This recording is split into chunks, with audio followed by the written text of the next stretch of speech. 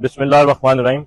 आज अभी हम सुप्रीम कोर्ट ऑफ पाकिस्तान में पहुंच चुके हैं। तोशाखाना केस के हवाले से हमारी 3 अपीलों की समाअत होगी। Justice Umar Ata Bandial, chief justice of Pakistan की सरबराही में 3 रुकनी बेंच जो है हमारी 3 अपीलों की थोड़ी देर तक समाअत करेगा।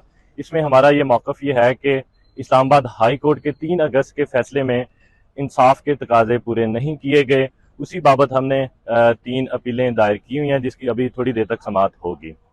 इसमें सबसे पहले हमारी जो अपील है उसमें हमारा मौक़िफ़ ये है कि ये केस बिल्कुल काबिल समाअत नहीं है। पाकिस्तान की किसी भी अदालत में आपके सामने किस तरह जो है वो टाइम पीरियड को पूरा नहीं किया गया। टाइम जो था वो 120 दिन का था। केस को फाइल किया गया 1065 दिन में।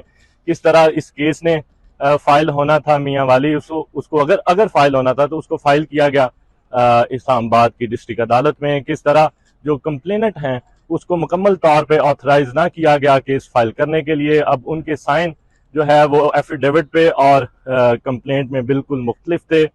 उसके बाद जो हमारी दूसरी अपील है वो जज हुमायूं दिलावर से केस ट्रांसफर के हवाले से थी। और जो हमने आपके सामने जिस तरह 9 मई को इमरान खान साहब अरेस्ट हुए और 10 मई को इमरान खान साहब पर जज हुमायूं दिलावर साहब ने फर्द जुर्म आयद कर दी, और 11 मई को हमने जो है जज हुमायूं दिलावर से केस ट्रांसफर की एप्लीकेशन दी, जिसको कई महीने जो है वो सुना ना गया। जब सुना गया तो हमारी वो एप्लीकेशन को खारिज कर दिया गया। तीसरी हमारी जो अपील है वो उस हवाले से है जो हमें हक़ दफा हमारा ट्रायल कोर्ट ने ख़त्म कर दिया। हमने अपने गवाहान अदालत में पेश करने थे। हमारे जो है वो डिफेंस का एविडेंस रिकॉर्ड करने का राइट बिल्कुल ख़त्म कर दिया गया। हमें एक दिन का मौका भी ना दिया गया। तो मुल्क की सबसे बड़ी अदालत है, इंसाफ की उम्मीद है। हमें उम्मीद है कि मुल्क की सबसे बड़ी अदालत से हमें इंसाफ मिलेगा।